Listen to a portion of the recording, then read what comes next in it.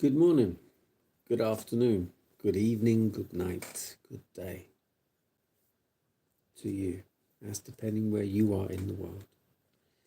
I'm here live in London. It is Wednesday evening. I'm doing our nighttime devotion. The devotional is conflict and courage.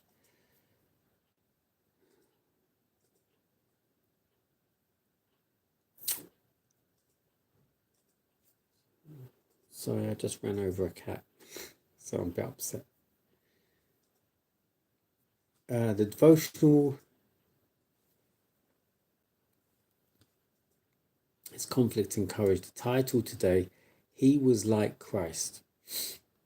Genesis 49 verse 23 and 24. The archers have sorely grieved him and shot at him and hated him, but his bow abode in strength. The life of Joseph illustrates the life of Christ. It was envy that moved the brothers of Joseph to sell him as a slave. They hoped to prevent him from becoming greater than themselves. And when he was carried to Egypt, they flattered themselves that they were to be no more troubled with his dreams, and they had removed all possibility of their fulfillment. But their own course was overruled by God to bring about the very event that they designed to hinder. So the Jewish priests and elders were jealous of Christ, fearing that he would attract the attention of the people from them. They put him to death to prevent him from becoming king.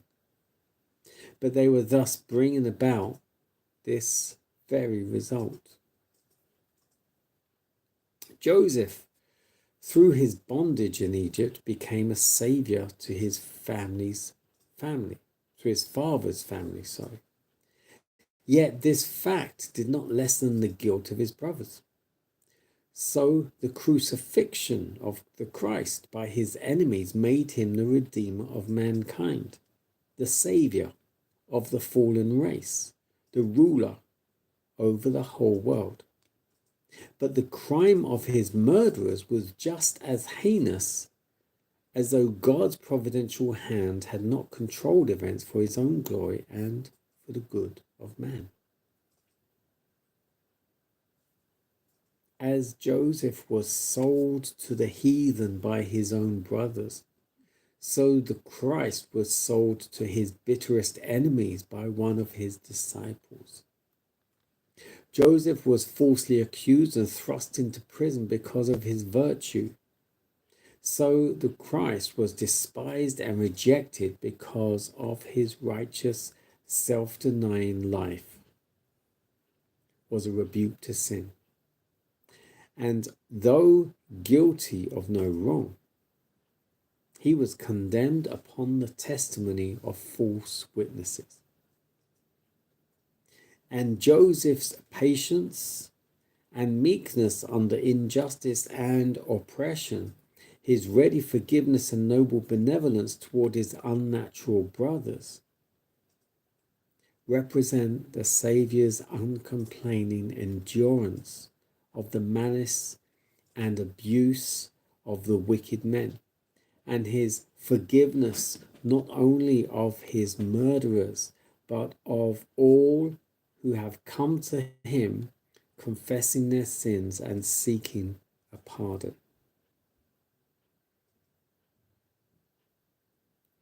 He who receives Christ by living faith has a living connection with God.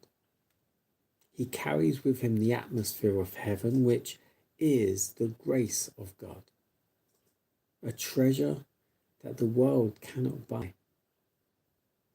He who is in living connection with God may be in humble stations, yet his moral worth is as precious as was that of Joseph.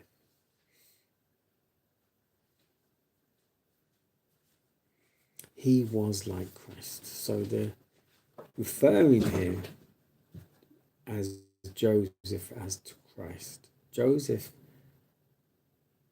in his innocence, you could say,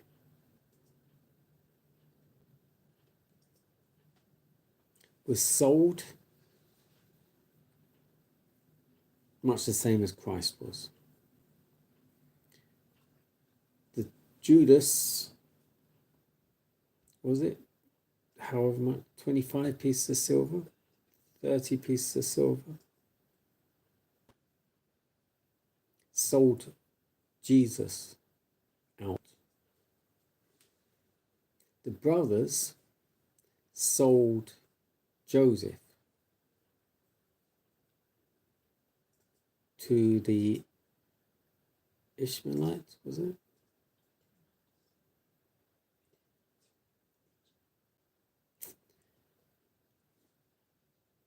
And then he was then sold on to the Egyptians in the Egyptian market.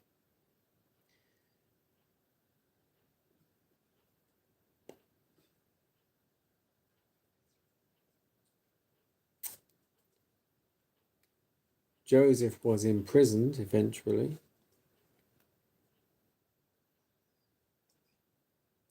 Jesus was whipped and scourged, humiliated.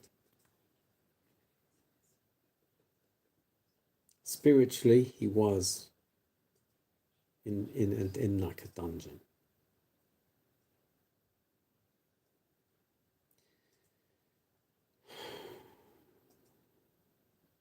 But ultimately,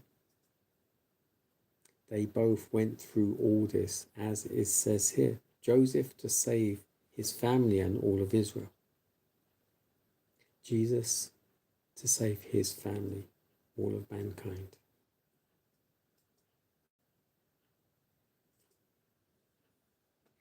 Every story in the Bible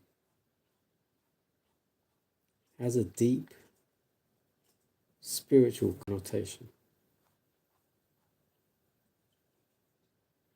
Regardless who it was in the Bible, there is a spiritual connection of relevance to us today. Every event in the Bible has a spiritual connection to us today.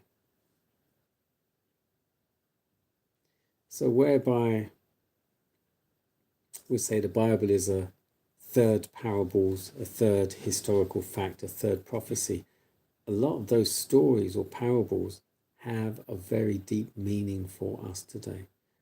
So it's not they're just stories or just parables, they are meaningful, deeply meaningful.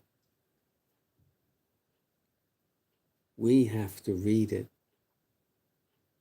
and apply it to our lives. But we have to read it and first understand it.